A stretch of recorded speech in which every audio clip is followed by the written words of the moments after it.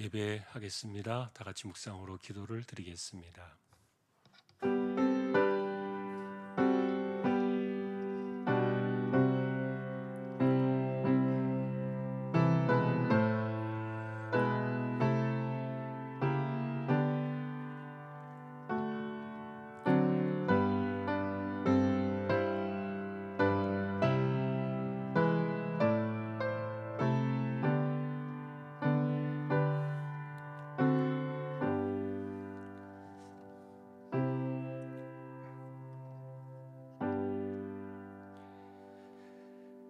내가 은혜 베풀 때에 너에게 듣고 구원의 날에 너를 도왔다 하셨으니 보라 지금은 은혜 받을 만한 때요 보라 지금은 구원의 날이로다.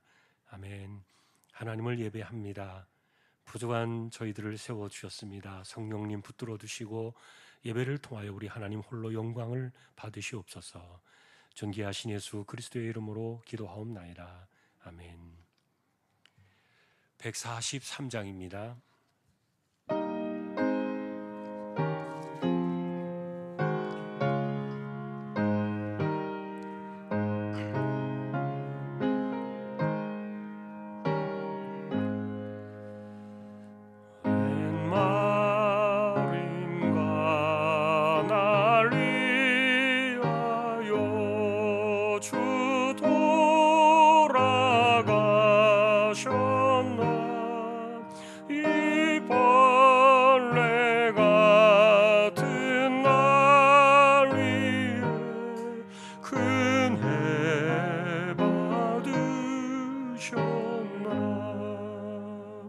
내 지은 죄 다 지시고 못 박히셨으니 웬일인가 웬 은혜인가 그 사랑 크셔라. 주 십자가 못 박힐 때 그 해도 빛일고 그 밝은 빛 가리워서 캄캄케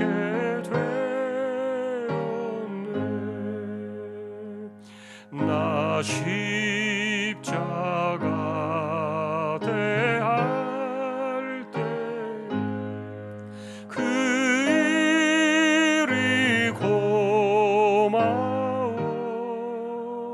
내 얼굴 감히 못 들고 눈물 흘리도다. 늘 울어도 눈물로서 목 아플 줄 알아. 몸 밖에 드릴 것 없어 이 몸 바칩니다.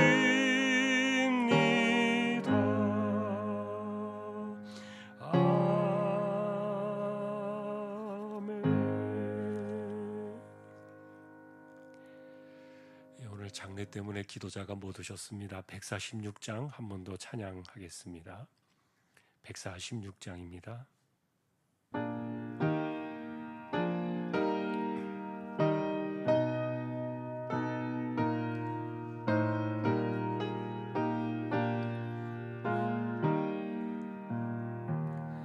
저 멀리 푸른 언덕에 그 십자가 위에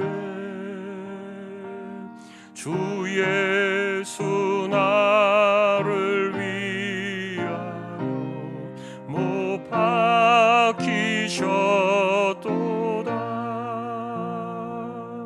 그 귀한 주의 사랑 사랑이 날 구원하시니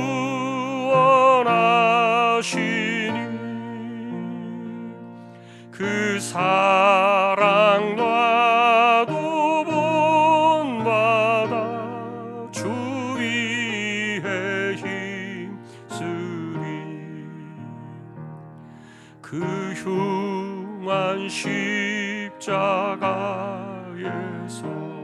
한없는 고통을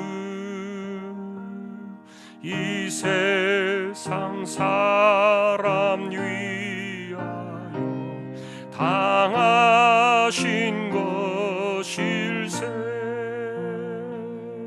그 귀한 주의 사랑이 날 구원하시니 그 사랑 나도 본받아 주 위에 힘쓰리 그 흘린 보배 피로써 날 속량했으니 저 하늘 문을 여시고 날 인도하시리 그 귀한 주의 사랑이 날 구원하시니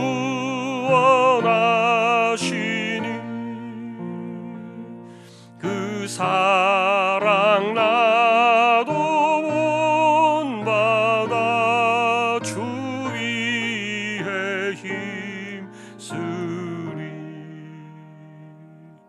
아멘.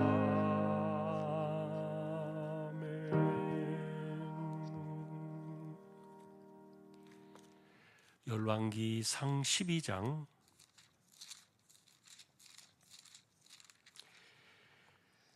하나님의 말씀 열왕기상 12장입니다.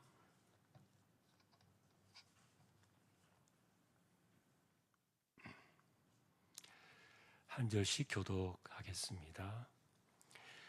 르호보암이 세겜으로 갔으니 이는 온 이스라엘이 그를 왕으로 삼고자 하여 세겜에 이르렀음이더라.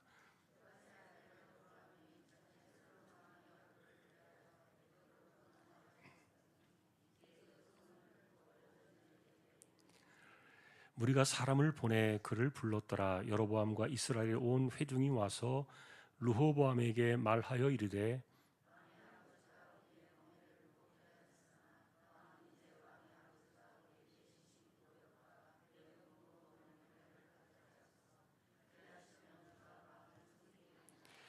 르호보암이 대답하되 갔다가 3일 후에 다시 내게로 오라 하매 백성이 가니라.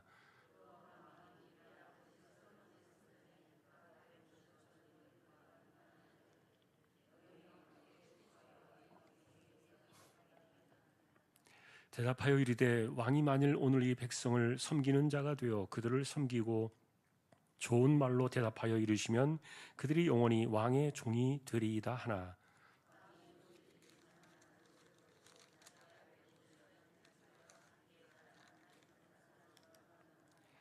이르되 너희는 어떻게 자문하여 이 백성에게 대답하게 하겠느냐. 백성이 내게 말하기를 왕의 아버지가 우리에게 매운 멍에를 가볍게 하라 하였느니라.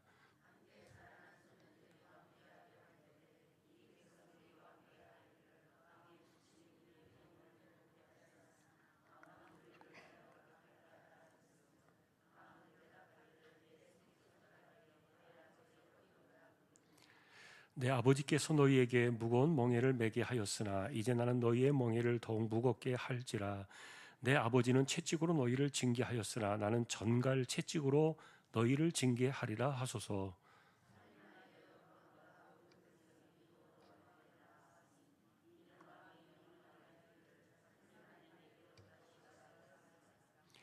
왕이 포악한 말로 백성에게 대답할세 노인의 자문을 버리고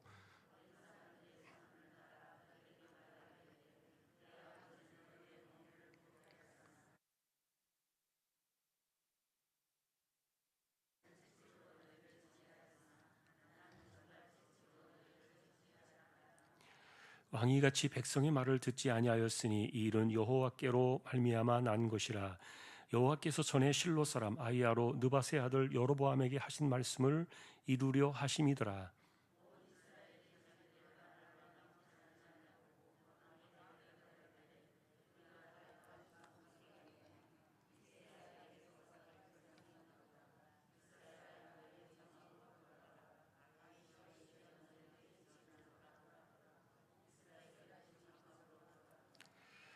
그러나 유다 성읍들에 사는 이스라엘 자손에게는 르호보암이 그들의 왕이 되었더라.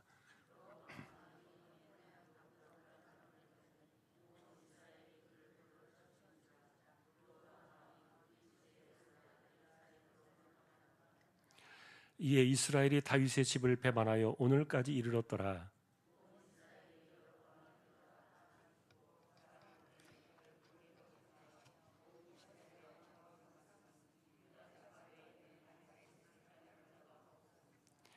르호보암이 예루살렘에 이르러 유다 온 족속과 베냐민 지파를 모으니 택한 용사가 18만 명이라. 이스라엘 족속과 싸워 나라를 회복하여 솔로몬의 아들 르호보암에게 돌리려 하더니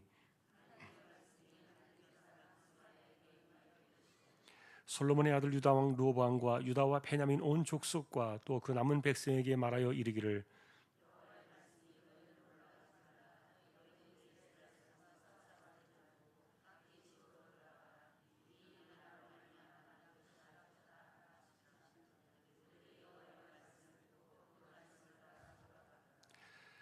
여로보암이 에브라임 산지에 세겜을 건축하고 거기서 살며 또 거기서 나가서 분우엘을 건축하고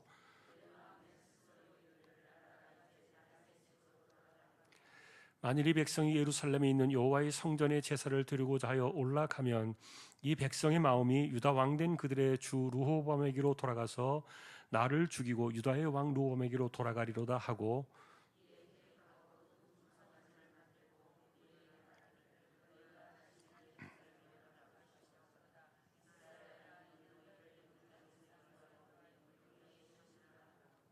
하나는 베델에 두고 하나는 단에 둔지라.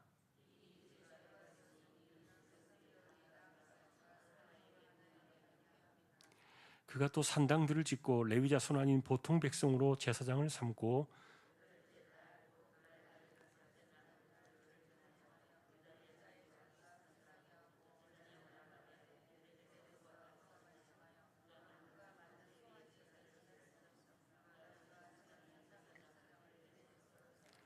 함께 보겠습니다. 그가 자기 마음대로 정한 달 곧 여덟째 달 15째 날로 이스라엘 자손을 위하여 절기로 정하고 베델에 쌓은 제단에 올라가서 분향하였더라.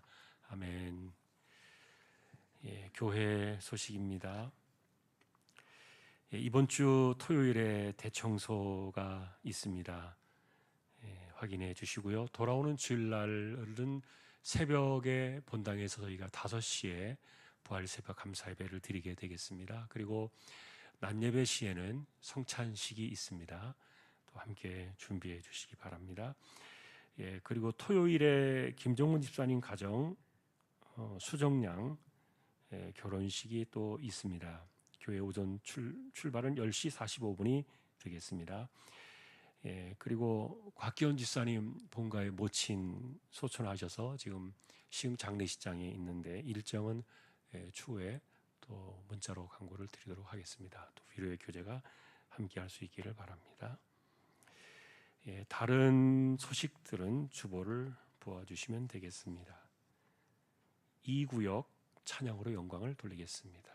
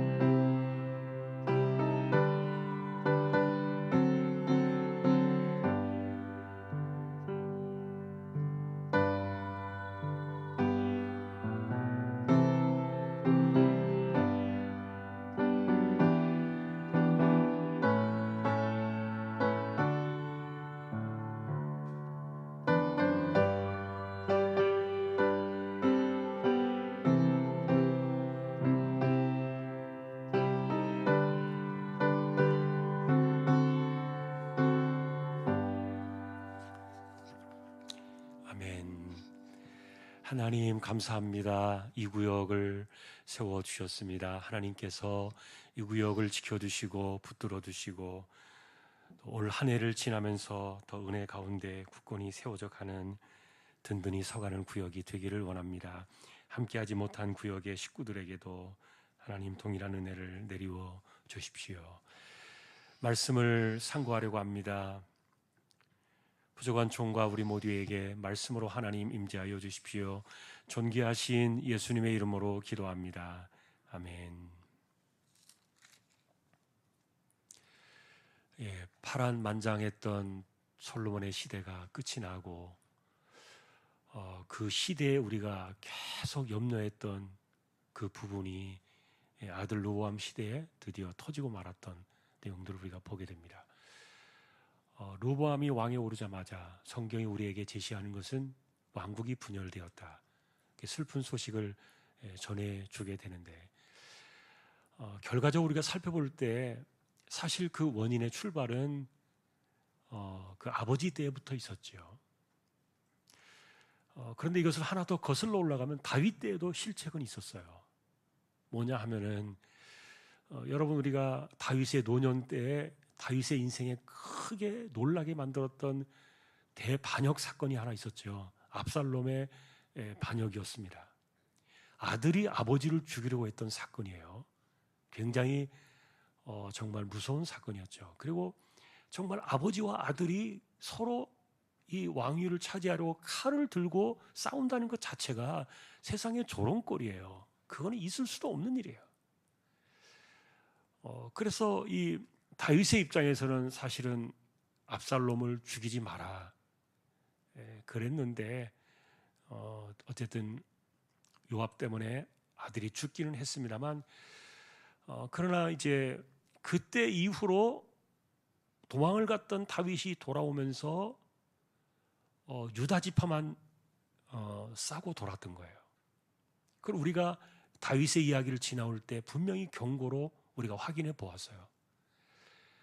다윗 시대 때부터 그래서 자신의 그 지파였던 그 유다 지파가 사실은 굉장히 세력이 강했거든요. 거의 나머지 11지파와 10지파와 맞먹을 정도로 버금갈 정도로 굉장히 창대하고 유다 지파가 세력이 컸던 것은 맞아요. 그런데 다윗이 이렇게 온 이스라엘을 싸고 감싸고 같이 갔어야 되는데 압살롬 이후에 다윗은 이스라엘을 유다 지파와 차별하기 시작했어요. 그런데 그 차별 정책이 아들 솔로몬 때 와서도 그대로 이어져요. 오히려 그냥 이어진 게 아니라 더 커져 버렸어요. 어떻게 됐습니까? 우리는 솔로몬이 왕에 오르자마자 12지파의 그 경계선을 그냥 무시해버리고 12개 도를 세운 것을 우리가 보았어요.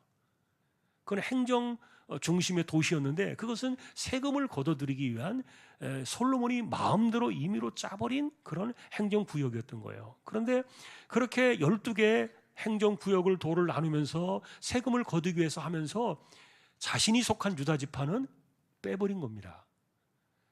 그래서 여러분 그 솔로몬 시대 때 솔로몬의 정책 가운데 그가 20년 동안 했던 게 뭐예요? 계속 건축만 했잖아요.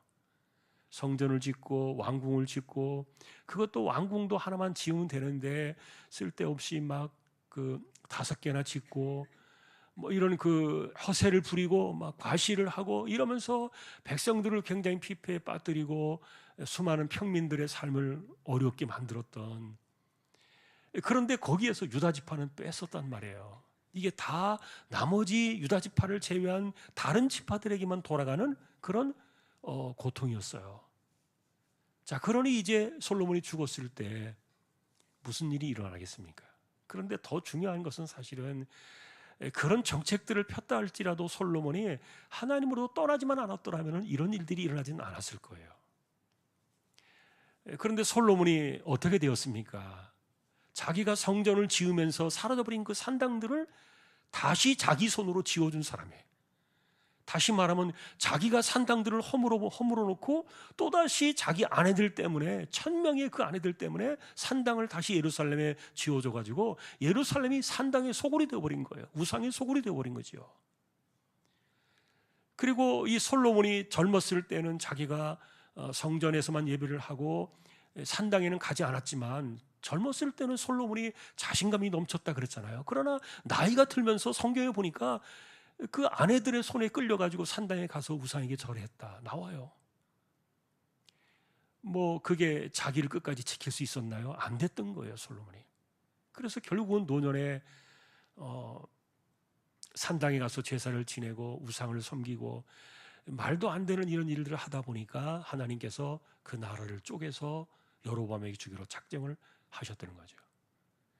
자, 그런데 우리가 지난번에도 보았던 것처럼 사실은 이런 일들이 다 우리는 모든 섭리가 하나님께로부터 나오는 것을 알아요. 그런데 여러분이 우리가 판단해야 될 가운데 하나가 하나님께서는 인간들에게 자유의지를 주셨다는 걸 우리는 항상 균형점을 가지고 봐야 돼요.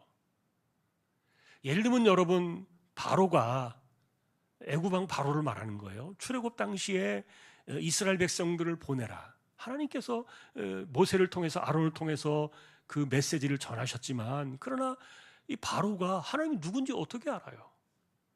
자기들이 섬기는 태양신도 있고 금송아지도 있고 뭐 수많은 그런 우상들이 있는데 여호와 이름을 한 번도 들어본 적이 없는 그런 사람이 갑자기 뜬금없이 그 여호와 하나님의 이름을 그가 듣겠냐고요. 그런데 그것을 듣게 하기 위해서 하나님께서 그 강력한 표적을 보내주셨잖아요.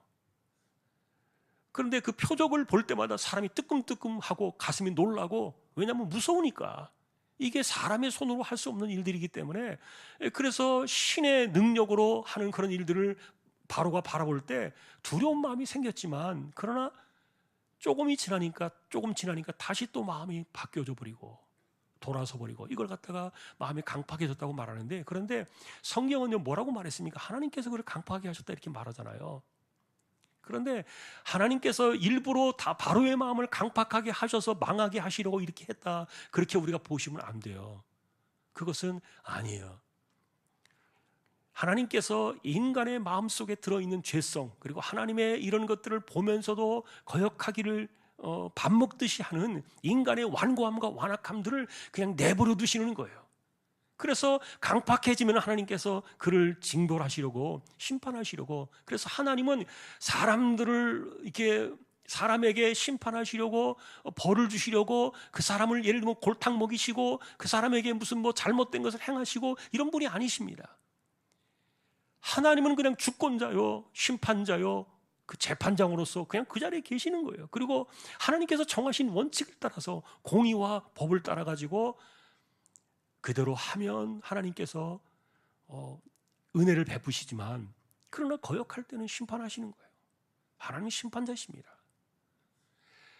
그렇기 때문에 하나님이 일부러 바로의 마음을 강팍하게 하셨다는 뜻이 아니라, 바로가 강팍한 마음을 가지고 가는 그런 본성들 속에 하나님께서 그것을 보시고서 심판으로 삼으셨다는 근거를 이야기하는 거예요. 그래서 우리가 성경은 간단하게 하나님 중심으로 이렇게 표현되어 있지만 거기에는 언제나 인간에게 주신 그 선택의 자유가 있다는 거예요. 자유의지의 선택이 있어요. 예를 들면 여러분, 그래서 지금 우리가 이 르호보암이 결국은 하나님께서 솔로몬 시대에 정하신 그 예언을 따라, 섭리를 따라 이렇게 나라가 쪼개어져 나가게 되어 있지만, 그러나 결국 이 선택의 이 기준, 이 선택의 방식은 르호보암에게 있었던 거예요. 그러니까 르호보암이 할 말이 없는 거 아닙니까? 여러분, 예를 들면 나중에 하나님 옆에 가서 천국 갔을 때 나는 몰랐어요. 나는 이것이 구원의 길인지 몰랐어요. 나는 예수님 믿어야만, 거기에만 죄사함의 길이 있는다는 건 나는 한 번도 들어본 적이 없어요. 나는 안 적이 없어요. 이렇게 말하면 나는 나한테 전도해 주는 사람도 없었고, 나한테 와서 복음을 말한 사람도 없었고, 나한테 와서 십자가의 은혜가 나를 구원한다는 이야기를 전해준 사람이 아무도 없었어요. 나는 지금까지 한 번도 듣지 못하고 살다가 왔는데 나 억울합니다라고 이야기하면 어떻게 하겠어요? 그러면 야, 너 복음을 듣지 못했으니까 내가 봐줄게. 이게 공입니까? 공이 아닙니다. 그러면 뭐예요? 그 사람들이 그리스도를 믿지 않고 죄사함 받지 못한 채 그가 지옥으로 갈 때 그렇게 되어지는 원인은 뭐예요? 그가 그동안에 살아왔던 모든 죄악들이 심판의 근거가 되는 거예요. 그래서 성경은 그러나 그가 믿지 않았기 때문에 심판에 이르렀다 이렇게 말하잖아요. 그가 믿지 않았기 때문에 정죄에 이르렀다. 그래서 여러분, 우리가 예수 믿지 않기 때문에 지옥 간다고 생각하는데 그것은 뭐냐면 자기의 죄로 가는 거예요. 자기가 선택하고 자기가 지었고 자기가 행한 그 죄로 인해서 지옥 가는 것이지, 예수 믿는 것은 구원받는 길이지 지옥 가게 하는 그런 방법이 아니라는 거예요. 우리가 성경을 바라볼 때 그런 관점들을 같이 봐야 돼요. 그러니까 여러분, 여기서 르호보암의 선택이 얼마나 중요한지 몰라요. 솔로몬도 사실 그런 하나님의 메시지가 주어졌을 때 회개를 해야 된다 그랬잖아요. 그러나 그가 그것을 받아들였어요. 그냥 하나님의 뜻이니까 그냥 받아들이는 것이, 물론 그것이 순종하는 것인지 모르겠지만, 그러나 이런 순종, 이렇게 어리석은 순종이 어딨냐고요. 진짜 믿음의 순종은 우리가 하기 어려운 것, 할 수 없는 것, 그런 것들을 명령하실 때 그것에 대해서 기꺼이 순종하는 그것이 진짜 믿음의 순종 아닙니까? 아브라함처럼 말이에요. 100세 때 기껏해서 정말 얻을 수 없는 그 아들을 주셨는데, 그 아들을 17살이 되던 그 해 죽이라. 말이 되냐고요. 그러나 하니까 그게 믿음이 되고 순종이 되는 거 아닙니까? 그런데 잘못된 것에 대해서 이렇게 말씀하실 때 빨리 그 원인을 깨달아야죠. 그리고 여러분, 모든 일의 이 상황들은 하나님을 중심으로 이렇게 돌아가요. 그래서 우리가 바라볼 때 하나님과의 관계가 풀어지면요, 그 다음에 인간의 관계가 풀어지는 거예요. 그것은 모든 삶의 원리가, 주권이 하나님께로부터 나오고 하나님의 섭리가 이 세상을 돌고 돌기 때문에 그래요. 그래서 저절로 되어지는 것이 없는데, 예를 들면 예수님께서도 복음서에 그랬잖아요. 하나님께 예물을 드리려고 왔다가도 형제에게 원망 들을 만한 일이 생각나거든. 먼저 예물을 두고 형제에 가서 화해하고 나서 그 다음에 와서 예물을 들어라고 말했던 것은, 그것은 실제로 하나님께서 바라시는 그 삶의 원칙이 그건 거예요. 그래서 하나님이 원하시는 뜻, 하나님이 바라시는 것을 내가 먼저 하지 않고는요, 그 다음에 하는 것들은 별로 의미가 없다는 얘기예요. 하나님이 기뻐하시는 것을 먼저 해야 돼요. 하나님이 기뻐하시는 것은 뭐예요? 지금 이렇게 형식적으로, 외형적으로 형제하고는 지금 엄청나게 싸워놓고 원수가 되어가지고 와서 하나님께 예배하겠다고, 이거 하나님 기뻐받으시는 것이 아니니까. 하나님이 바라시는 것은 먼저 해결하고 와라. 순종해야 돼요. 르호보암 역시 이런 일들에 있어서 이 사람은 이것이 사실은 하나님께로부터 나온 일들이라는 것을 나중에 알게 되었지만, 그러나 불행한 것은 이 사람이, 우리가 예전에도 공감 능력에 대한 이야기를 했습니다만, 이 사람은 금수저예요. 금수저.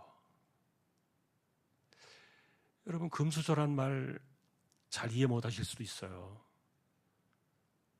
예를 들면 어릴 때부터 자기 주변에서 그 재벌의 그 돈이라는 것 자체가, 예를 들면 100만 원, 200만 원, 1000만 원 이런 것들을 쓰는 게, 한 번 쓰는 게 이게 별로 그렇게 큰 영향이 없이 자라온 아이들이, 어린 아이들이 10만 원, 20만 원 때문에 쓸까 말까 고민하는 사람들의 그 애환을 알겠냐고요. 모릅니다. 그러니까 당연히 그런 줄 아는 거예요. 이 솔로몬의 그 치하에서 이 아이가 태어났고, 그 다음에 그 주변에 있는 친구들 역시 그런 것만 봤잖아요. 그러니까 왕과 백성들의 관계는 뭐예요? 왕은 명령만 하면 되고, 그것이 백성들이 싫든 어떻든 간에 무조건 강제로 하면은 그게 되는 건 줄로 그것은 보았던 세대예요. 그것을 보았으니까요. 그걸 배웠으니까요. 그런데 그게 솔로몬 때는 통했잖아요. 근데 르호보암 때는 그게 됩니까? 그런데 이제 그 노인들이 참 좋은 말을 해줬어요. 뭐라고 말했는가 하면, 노인들이, 그 노인 세대가 조언을 해줄 때 7절에 보면 이렇게 말합니다.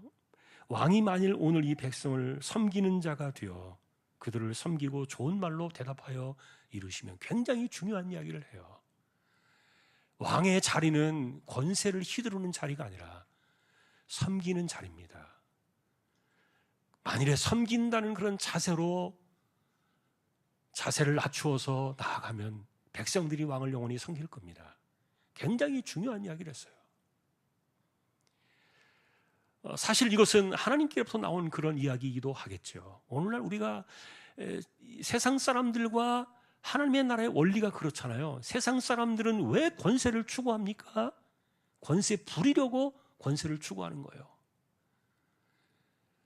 그러니까 그 권세를 얻기 위해서는 무슨 말을 하든지 거짓말을 하든지 전혀 신경 쓰지 않고, 여러분 그래서 정치인들이 그 거짓말을 못하는 사람들은 정치를 못한다 그러잖아요. 그게 저는 맞다고 생각해요. 거짓말을 하든 속이든 누군가를 짓밟아야만 자신이 권세를 잡으니까 그건 자기가 권세를 누리려고 정치하는 거예요. 그러나 하나님의 집에서, 하나님의 나라에서 권세자들은 뭐예요? 섬기기 위해서 그런 직분을 얻는 건데, 근데 노인 세대가 이 솔로몬 세대에서 그것을 보았잖아요. 근데 솔로몬 세대에서 똑같이 본 겁니다. 그러나 이 어린 세대, 이 아들 세대는 그 아버지의 그런 그 왕의 권세, 권위, 그런 모습만 보았고요. 그러나 이 노인 세대는요, 한편으로 백성들이 이런 일들을 겪을 때 얼마나 힘들까, 그들의 고충이 어떠할까를 함께 바라볼 수 있었던 사람들이에요. 자, 그러나 이것은 사실은 하나님의 나라에 대한 이해입니다. 하나님의 나라에서 어떤 직분이나 권세를 추구하는 것은, 그것은 내가 섬기기 위해서 가는 것이지, 이 섬김의 길을 버리게 되면은 무슨 일이 벌어집니까? 반드시 그 세력은 쪼개지고 맙니다. 그거는 볼 것이 없습니다. 100% 쪼개집니다. 오늘날 여러분 교회들이 많이 분열을 일으키고 교회가 쪼개지잖아요. 왜 그래요? 다 주도권 싸움이 있어요. 권세 싸움이 있는 거예요. 그런 일들이 결국 그 하나님의 공동체조차도 깨뜨려 버리는 건데, 사실 르호보암에게 기회가 없는 것이 아니었다는 말이에요. 지금 기회가 있었던 거예요. 그리고 노인들의 이야기를 들었어야 해요. 그러나 인간의 본성은요, 사실 이렇게 자기 말을 들어주는 사람을 좋아하게 되어 있어요. 사람은 자기 말을 들어주지 않는 사람에 대해서 별로 친구라고 생각하는 사람들은 거의 없어요. 아마 여러분들도 그럴 겁니다. 우리 인간의 죄성 속에는 그게 있어요. 그래서 내 생각과 비슷한 사람들, 그것이 옳으냐 그르냐를 떠나서 내가 원하는 것, 내가 생각하는 것, 내가 바라는 것을 지지하는 사람들을 곁에 두게 되어 있어요. 그게 인간의 죄성이에요. 르호보암이 거기에서 벗어나지 못했던 겁니다. 근데 더 중요한 것은 어쨌든 이 순간에 르호보암이 하나님의 관점으로 돌아서 이것을 보아야 했다는 거예요.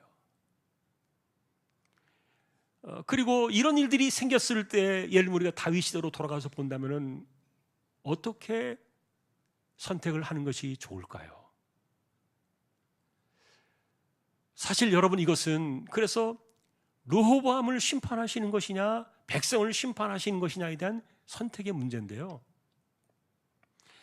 사실 예를 들면 이런 겁니다. 악한 왕이 세워지잖아요. 그러면은 그 악한 왕이 세워지면은 하나님께서 그 왕을 세우시는 거예요. 비록 사람들의 손을 통해서 했다 할지라도요.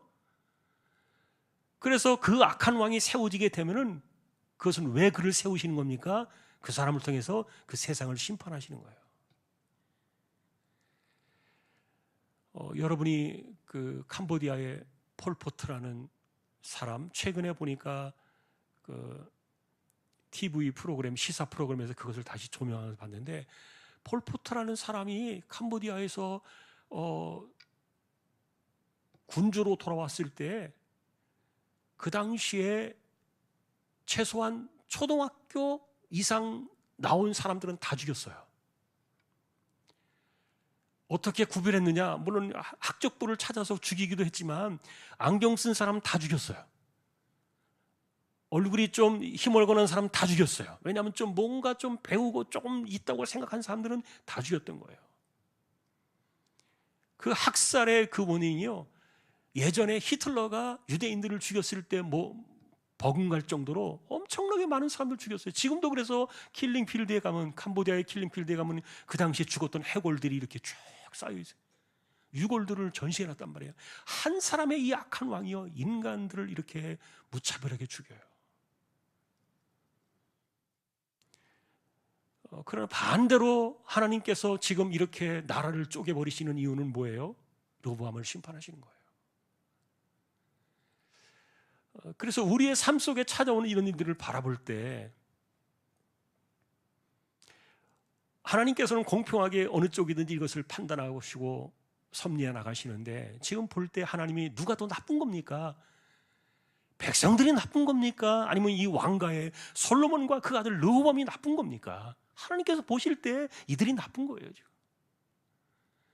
왕의 자리에 있지만 하나님이 그들을 이렇게 통해서 다윗의 이름으로 후손들에게 이 자리를 주고 계시지만, 그러나 하나님 보실 때 이들이 나쁜 거예요. 그러니까 이들을 치시는 거예요, 하나님께서.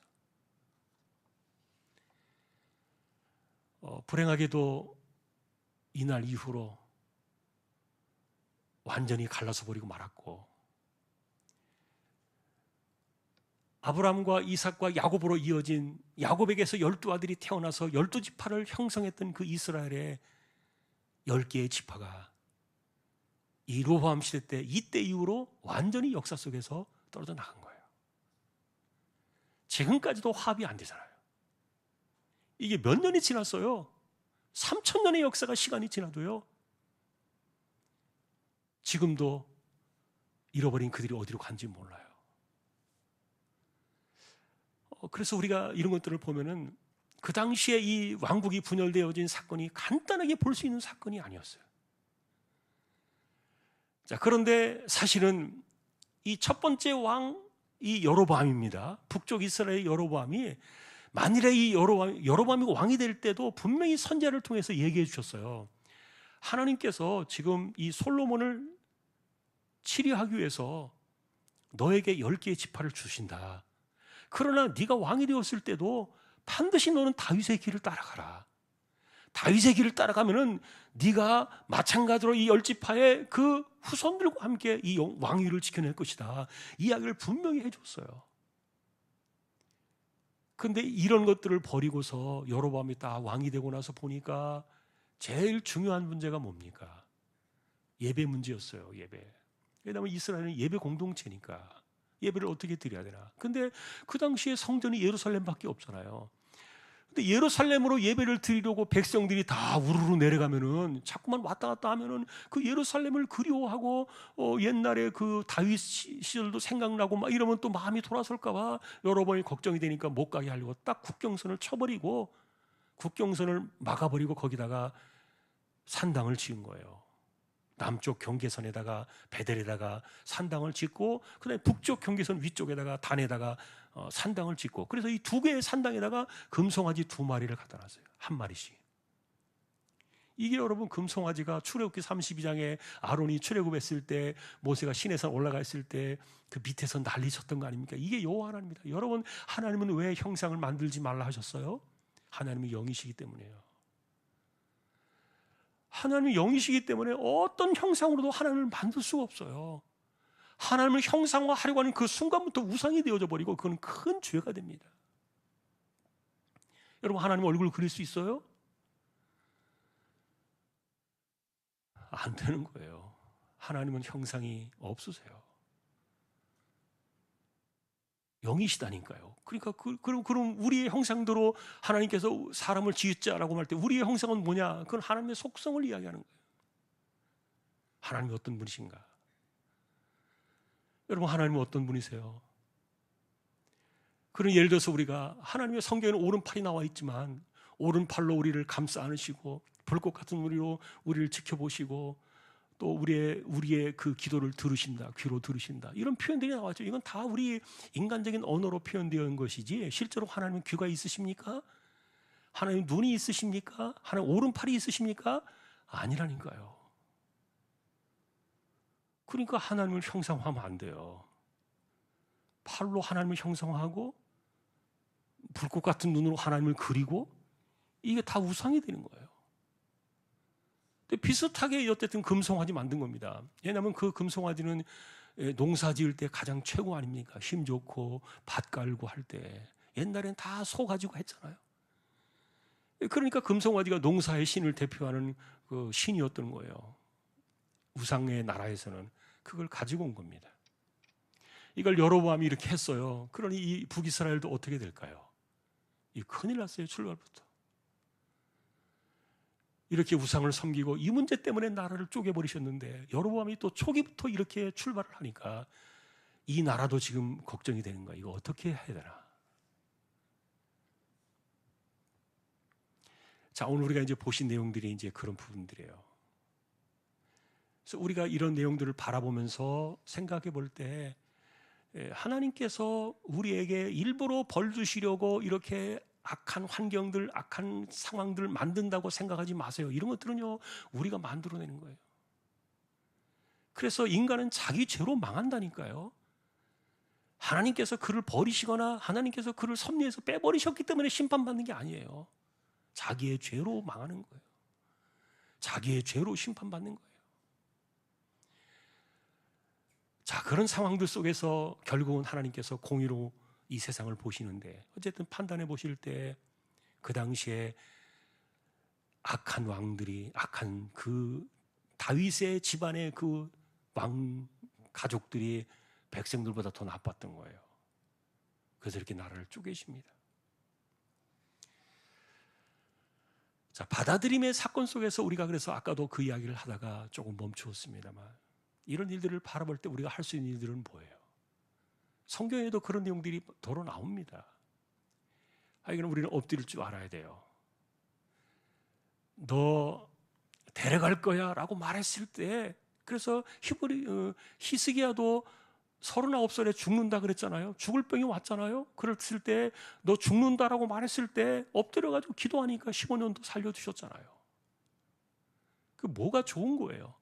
그래서 결과적으로 히스기야가 15년 살면서 더 못된 짓 하고 이제는 자기 딱 정해진 시간이 있으니까 자기 하고 싶은 마음대로 하다가 인간이 완전히 망가져가지고 죽은 것도 물론 문제가 있지만, 그렇다고 해서 여러분, 성경은 우리에게 분명히 말해주고 있거든요.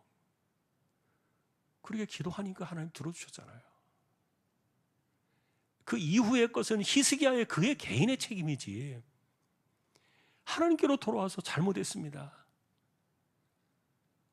그렇게 해서 하나님이 들어주시는 게 그게 하나님 책임이냐고요. 하나님 잘못은 아니란 말이에요. 지금 제가 말씀드리고 싶은 것은 다윗에게는 그것이 있었어요. 그러나 솔로몬과 지금 르호보암에게는 그것이 없다는 거예요. 자, 그러니 이제 이렇게 쪼개진 나라를 가지고서 전쟁을 일으켜서 나라를 좀 찾아보려고 했는데 하나님 막으셨잖아요. 결과는 그거예요. 모든 것들이 하나님을 중심으로 이렇게 돌아나와야 돼요. 하나님과의 관계가 바로 되어지면 모든 것들이 바로 서요. 하나님 말씀이 순종되어지는 그 삶의 현장에 모든 것들이 바로 세워지지, 그게 아니면은 우리들끼리 봐가지고는 답이 나올 수가 없는 거예요.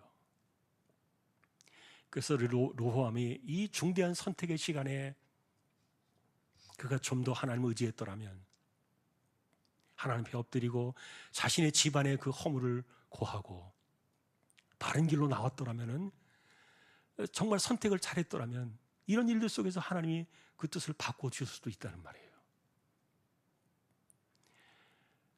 자, 그러니 여러분, 우리가 이 땅을 살아가는 지혜를 우리가 생각하고요, 하나님 중심으로 세상을 보는 방식들을 자꾸 보아야 돼요. 사람들 안에서 우리끼리 일어나는 그런 상황들 속에서는 답이 절대로 없어요. 우리의 삶의 문제와 매듭을 푸는 유일한 답은 하나님께로 돌아 나와야 돼요. 하나님의 관점과 하나님의 시각으로 돌아 나올 때 우리의 삶의 문제는 풀어지는 것. 우리가 한 번 더 이것을 기억하고요, 참 인간이 그렇구나, 한 번 더 우리가 생각하게 됩니다. 르호보암이 못된 놈이니까 우리는 괜찮습니까? 거기서 거기 아니겠습니까? 지금도 여러분들 똑같은 이야기를 해보세요. 여러분들이 주변에 한번 보세요. 여러분들의 이야기를, 여러분들의 생각과 여러분들의 이야기를 잘 들어주고 여러분들과 비슷한 말을 하고 있는 사람들을 좋아하고 곁에 두지, 그러지 않은 사람들이 옆에 있나요? 똑같은 거예요. 우리 역시 똑같은 르호보암 같은 모습으로 살고 있다니까요. 그래도 하나님 우리에게 은혜를 주셔서 이렇게 독생자의 피로 우리의 자녀 삼아주시고, 그래서 우리에게 이런 은혜를 주시니까 그런 것들이 덮어져 나가는 거지. 자, 우리는 오늘도 그래서 하나님을 중심으로 돌아가는 삶을 보자. 모든 것을 하나님을 통해서 통과해서 나오는 그런 관점으로 세상을 바라볼 때 거기에 답이 있다는 것. 오늘도 우리는 선택을 잘하며 살아야 된다. 하나님의 지혜로 선택을 하자. 오늘과 같은 말씀들을 또 생각하는 저와 여러분들이 될 수 있기를 주님의 이름으로 축복합니다. 찬송하겠습니다. 144장입니다.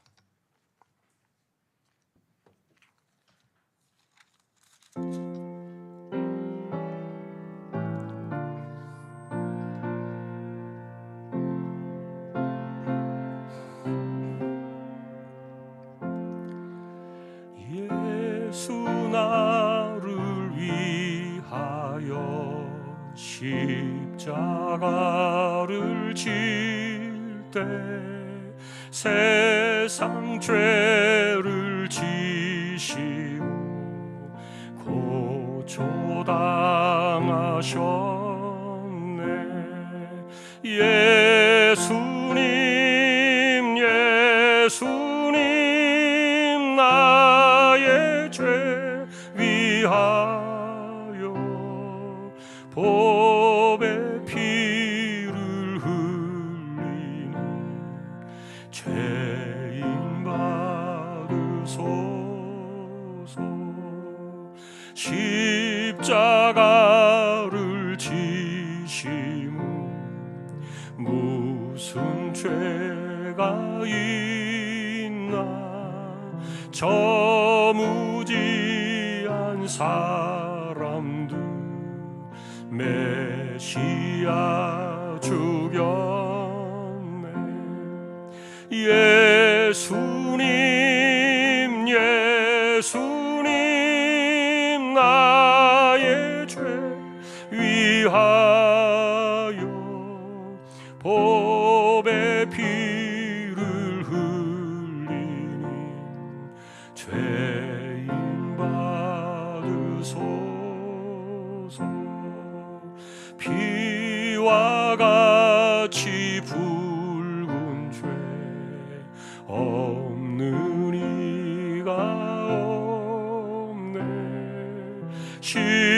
십자가의 공로로 눈과 같이 되네. 예수님 예수님 나의 죄 위하여 보배 피를 흘리니 죄인 받으소서.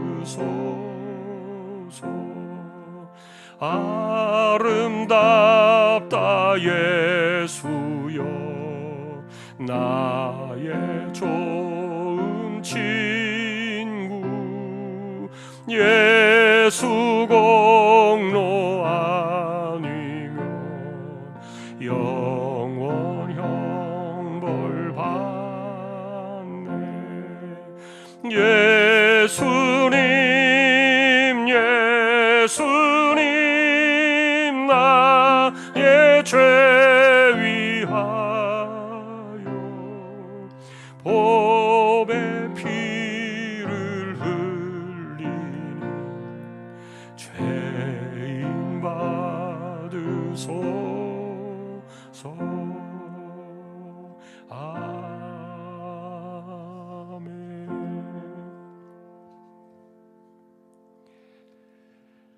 오늘도 허물 많은 인생들을 생각합니다.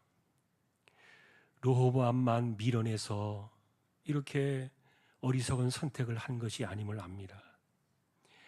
늘 우리의 삶의 깨어짐에 그리고 분리와 당짓는 것과 사람들 간의 분열의 역사는 끊임없이 일어나고 있고, 우리 삶에 역시 이런 그 미련한 선택과 지혜롭지 못한 일들이 우리의 모습에도 있음을 늘 기억하고 하나님의 은혜를 구하고 엎드릴 줄 알고, 하나님께서 우리에게 무언가를 행하시려 할지라도 그것을 붙잡고 하나님의 긍휼하심을 구할 줄 아는 기도의 사람들, 그리고 회개의 사람들, 순종의 마음들을 갖게 하여 주십시오.